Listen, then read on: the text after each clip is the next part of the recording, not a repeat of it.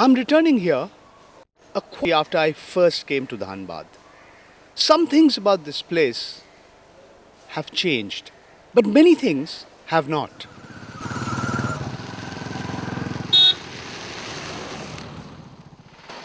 On the surface, Jharia and Dhanbad district in the state of Jharkhand in eastern India looks like a typical mining town. Desert construction, damp, lime-covered buildings with congested streets filled soon slush. The coal dust hangs in perpetual smog in the air. And there is the clanging of machinery. That is where the comparison stops. Beneath the terra firma here rages a fireball. Jharia's underground fires threaten the existence of over 400,000 people in the township. And this threat becomes more real day by day. Jharia coalfield is unique in many ways. Let me talk about its geological structure. There are 40 coal seams which is a storehouse of India's prime coking coal. And again, it is extremely rare in India to find the quality of coal that we have in Jharia. And that's why the focus is on recovering as much coal as possible.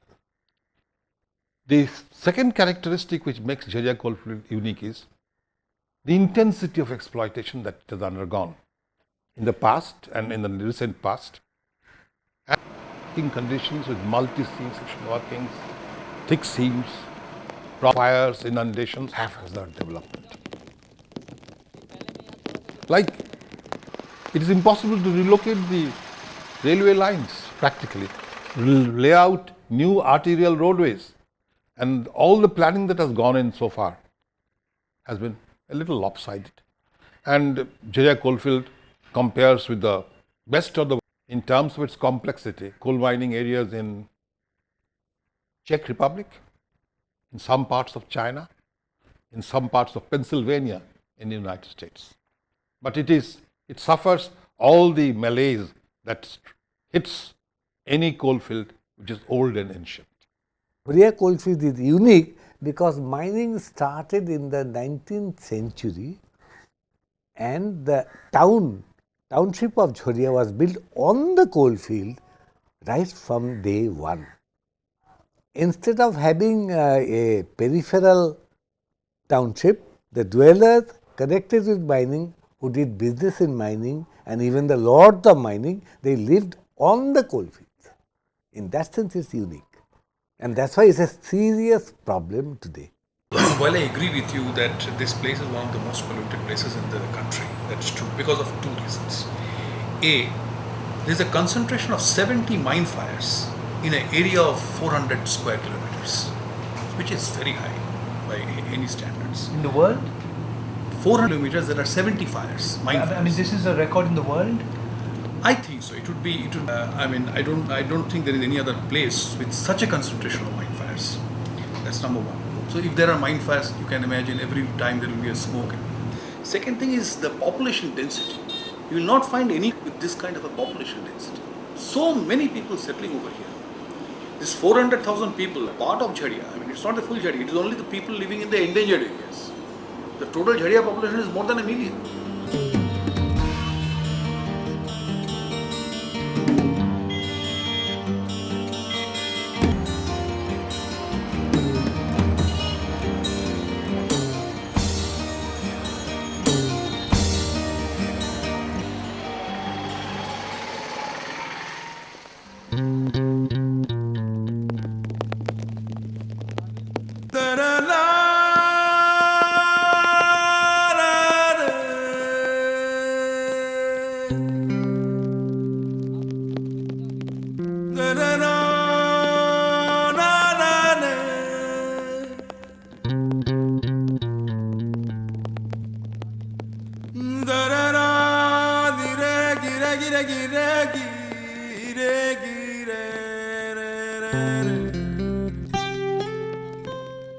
Underground coal fires are burning in different parts of the world. In the United States, Indonesia, South Africa, Australia, China, Russia, and Germany. But the underground fires in Jharia are different.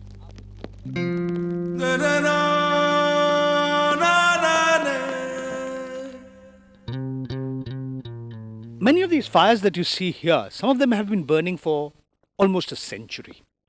Unlike underground coal fires in different parts of the world, which have been caused by spontaneous combustion, most of the fires here are a consequence of unscientific mining.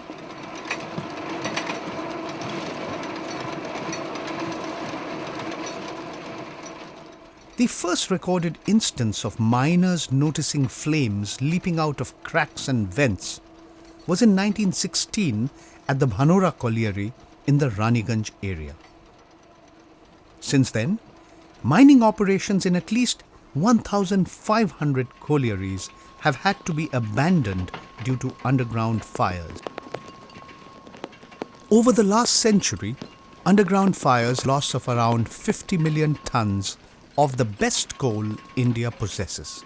Coal that should in an ideal situation be used only for manufacturing steel.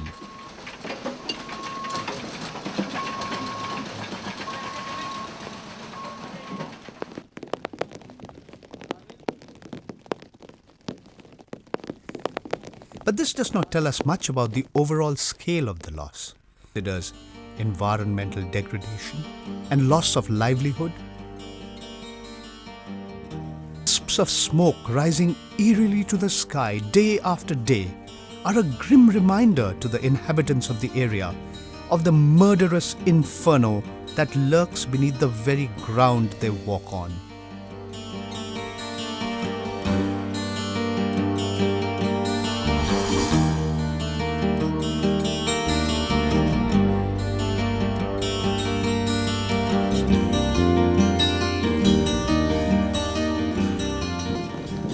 This used to be a road once upon a time, but you can see the terrain the way it looks right now. This is coal. It's burning hot, and though it's raining right now, I can feel the heat beneath my feet. The most apparent damage caused by underground fires is land subsidence.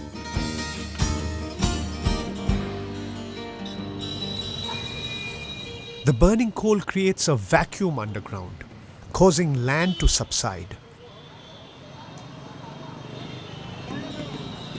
Hundreds of buildings have collapsed.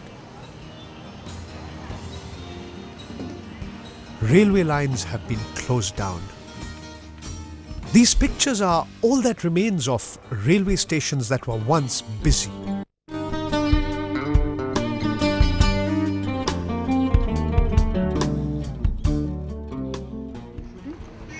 अच्छा, मैं एक सवाल आपसे पूछना चाहता हूँ। ये ज़मीन के नीचे से आग जल रहे हैं, आप यहाँ पे काम कर रहे हैं, आप डर नहीं रहे? ये इसमें खतरा नहीं? खतरा तो कुछ नहीं है, गैस निकलता है, यही लगता है, थोड़ा गर्म लगता है। यहाँ आग जल रही है ज़मीन के नीचे? हाँ, उसके अंदर। तो आप डरते नहीं बिल्कुल? जी नहीं। इसलिए डरेंगे? इसमें डरने की कोई बात नहीं है। जान का खतरा नहीं बिल्कुल? कुछ भी नहीं, कोई खतरा नहीं। बिल्कुल? बिल्कुल नहीं। आप ये वेल्डिंग का काम कर रहे हैं, आप टेम्पो का काम कर रहे हैं यहाँ पे, और ज़मीन के नीचे आग जल रही है, इसमें बिल्कुल खतरा नहीं है, आप कह रहे हैं? घर जाए कोई पता नहीं है।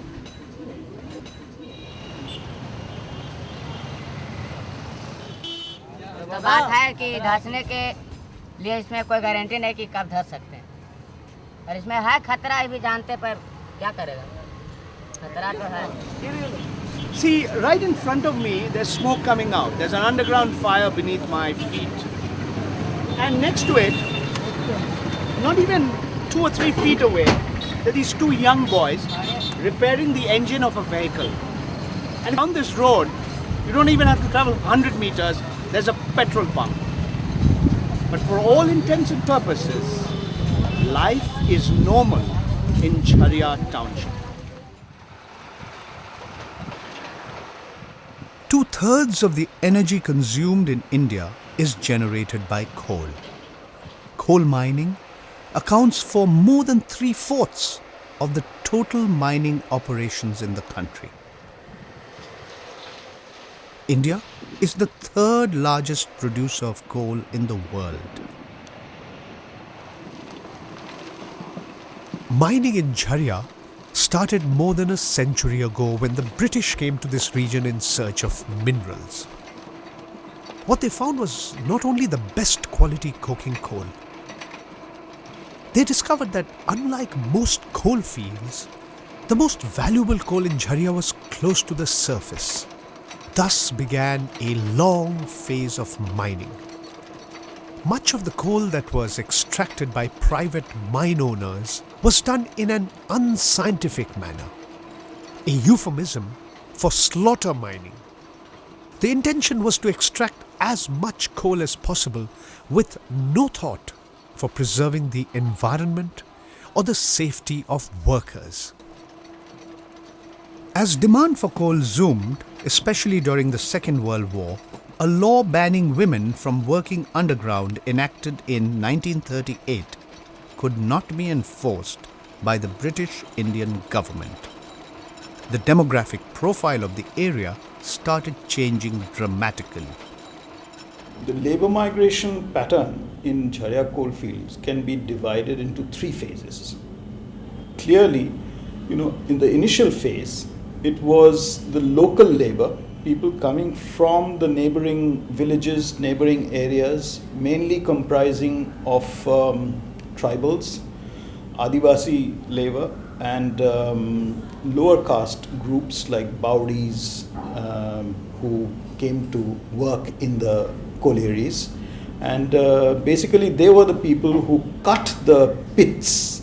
They dug the pits, and they also worked underground as a family team most of the time, especially the Adivasi labor.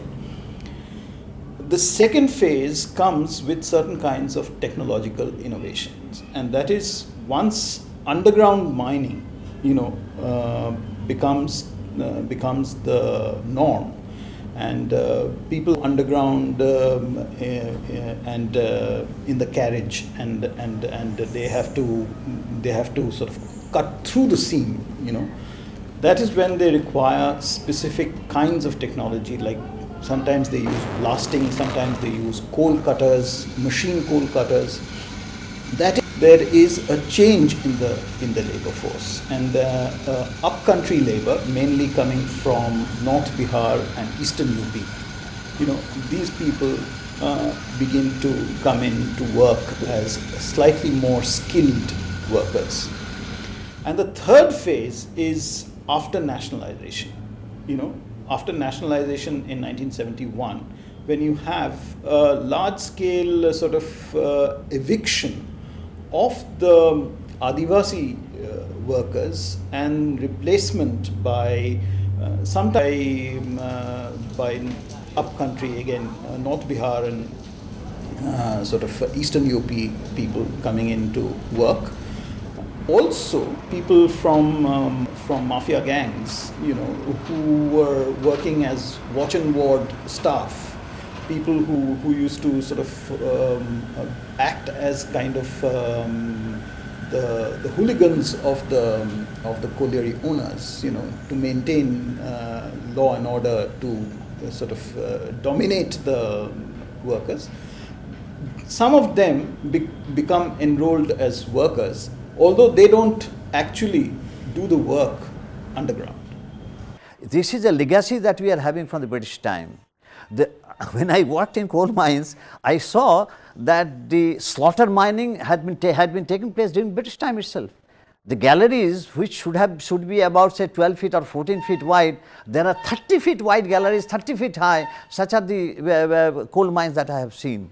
So due to slaughter mining, the coal fires have taken place underground, not proper ventilation, because of the reasons that I think and the whole the topography, the life, everything of the Jharia coalfield has been changed. Private mine owners are held responsible for the haphazard and rapacious mining that took place, with no concern for the environment. At least 8 independent committees of experts set up by the British government had recommended nationalization of coking coal mines before India became politically independent in 1947. The private owners started the mining. They have not followed the rules and they have started. And by illegal mining and not following the mining rules, they have lost a lot of coal during easy way of extracting coal. It was for preventing unscientific mining, increasing output, and in order to provide better working conditions for miners that the then Prime Minister Indira Gandhi and former Minister for Steel and Mines S. Mohan Kumaramangalam decided in favor of nationalization. When nationalization became imminent, almost overnight, the names of hundreds of people, including those of hoodlums, were hastily added to the rolls of employees of private mine owners. कोयलियरी में कुछ लोग जो हैं, nationalisation के बाद कुछ अनाप शनाप लोगों को कि मेरी कोयलियरी जो थी उसमें हुआ कि अब ये तो सरकारीकरण हो रहा है इसका, तो जितना नाम इसमें खाते में घुसा सकते हो उस नाम को उसमें इंट्रोड्यूस कर दो। और वो सारे लोग जो कभी नहीं थे वो आ गए और BCCL के पदाधिकारी हो गए, जिनका जो क्वालिफिकेशन था उसके तरफ से कुर्सी दे दी गई। There was a lot of ghost workers in the mining industry. People who were present only on rolls. Thanks to nationalization, when all this was rationalized, we found that there was a large segment of mining workers who didn't exist. In fact, I did a study for the World Bank on rationalization of the manpower in coal industry, and I said that there must have been at least 10,000 people who didn't exist. A paradigm shift took place between 1971, since nationalization, and we witnessed a coal field, almost like a boom town of historic days. So, coalfield has seen massive infusion of money, massive infusion of technology, and the coalfield literally metamorphosed. In a sense, all the vices that come in with money came in, and then since 1985 onwards, it went into decline when coal production reduced, importance of the coalfield reduced, the coalfield suffered, and in the process, the huge growth of the market disappeared. In between, the production had surged, and the coal industry went through cycles of recession, cycles of boom, and today it represents the ghost town of the American gold town mines in Yukon or California.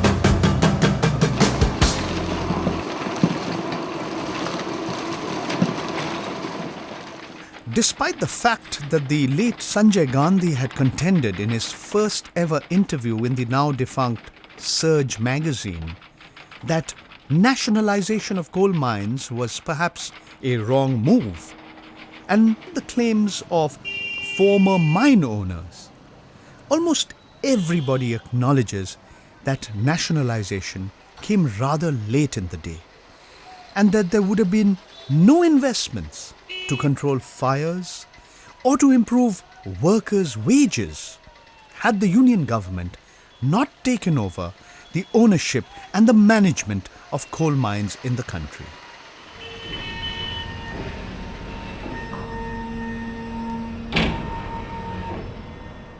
Even before nationalization of coal mining in the early 70s, the government of India had started establishing public sector enterprises in this part of the country.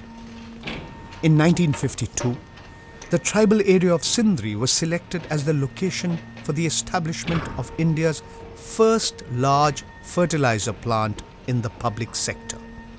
While inaugurating the plant, the country's first Prime Minister, Jawaharlal Nehru, said he was not inaugurating a fertilizer factory, but a temple of modern India.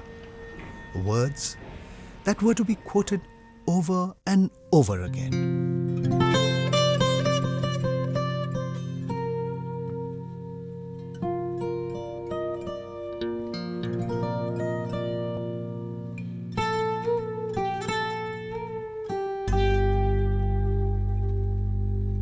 The factory in Sindri has been shut down since 2002.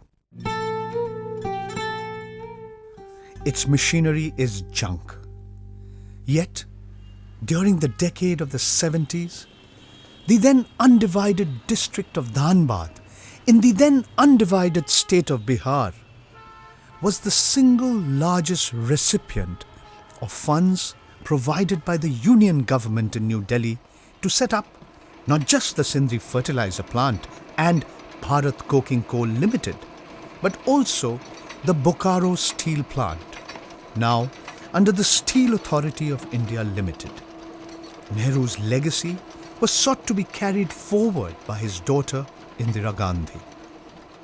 बाद में प्रधानमंत्री इंदिरा गांधी ने उसको एक नया रूप लिया कि भाई इतना जब जहाँ से खनिज संपदा है, जो यहाँ के बारिश है, जो उसमें अपने जान जोखिम में डाल करके उसका खनन करते हैं और राष्ट्र को के औद्योगिक विकास में जिनकी एक बड़ी भागीदारी है, उनका जीवन बेहतर बने।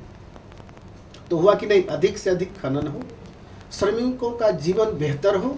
इस दृष्टि से यहाँ कोल इंडिया अस्तित्व में और इंदिरा गांधी ने इसके निजीकरण के इसको तोड़ते हुए, तो जब निजीकरण को तोड़ते हुए एक लोक उपक्रम के रूप में ये अस्तित्व में आया, तो लोगों को लगा कि अब इसका दिन बहुरेगा, इस क्षेत्र का दिन बहुरेगा, यहाँ के लोग और ज़्यादा खुशहाल होंगे। लेकिन उल्टा हुआ। उल्टा ये हुआ कि कल तक जो निजी क्षेत्र में लोग मालिक थे और जो उनके रख रखाव के लिए उनके सुरक्षा में लगे हुए लोग थे, वो कालांतर में लोक उपक्रम के अस्तित्व में आने पर वो ठेकेदार बन गए। के बाद समझिए कि ये भ्रष्टाचार का बाजार बहुत गर्म हुआ और इससे क्या हुआ कि जो काम होना चाहिए था उस वक्त कोयला खदान से निकल रहा था, कोयला लोग मतलब जा रहा था, कोई कोयला चोरी पर चोरी हो रहा था।